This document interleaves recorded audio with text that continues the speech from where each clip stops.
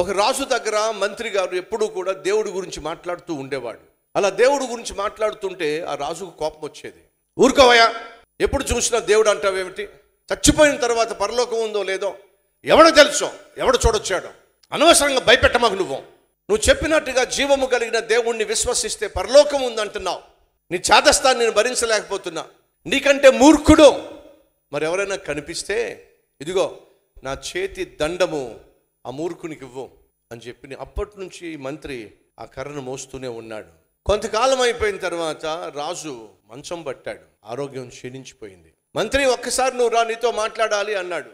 మంత్రి, నా పని అయిపోయింది, నేను వెళ్ళిపోయే సమయం వచ్చేసింది, వెళ్ళిపోతున్నాను మంత్రి. అప్పుడు మంత్రి అంటున్నాడు, రాజా, ఇంత అద్భుతమైన రాజ్యాన్ని పాలించే మీరు అర్ధంతరంగా వెళ్ళిపోతానంటున్నారు ఏమిటి? ఎక్కడికి వెళ్తున్నారో తెలియదు మంత్రి.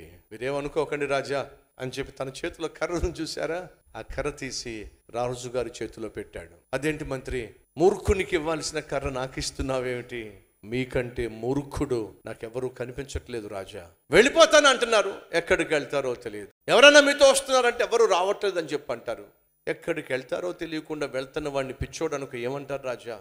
రాజు కళ్ళల్లోంచి కన్నీళ్ళు వస్తున్నాయి. చాలాసార్లు చెప్పావు, నువ్వు చెప్పిన సత్యాన్ని నేను అంగీకరించలేదు, కాబట్టి ఈరోజు నేను భయపడుతున్నాను, ఎక్కడికి వెళ్ళాలో తెలియక సతమతం అయిపోతున్నాను. రాజా, మీరు ఈ భూలోకాన్ని విడిచిపెట్టి పరలోకానికి వెళ్ళాలంటే మీరు చేయాల్సింది ఏమీ లేదు రాజా. యేసయ్యా, నన్ను నీతో పాటు పరలోకానికి తీసుకెళ్ళయ్యా అని చెబితే చాలు రాజా, ఆయన తీసుకెళ్ళిపోతాడయ్యా. సహోదరులు వింటున్నారా? ఈరోజు నువ్వు ఆరోగ్యంగా ఉన్నావు, బలంగా ఉన్నావు, కానీ ఎప్పుడు ఈ ఆరోగ్యం సడన్గా క్షీణిస్తుందో ఎవరికి తెలియదు. యేసుక్రీస్తును విశ్వసించటం అంటే ఏదో చేయాల్సిన అవసరంలా, పరలోకం వెళ్ళాలి అని అంటే నువ్వు చేయగలిగింది ఏమీ లేదో, చేయాల్సిందంతా నా ప్రభు అయిన యేసుక్రీస్తు చేసేశాడో. సిలువలో నీ కోసం ప్రాణాన్నే దారపోసేశాడు.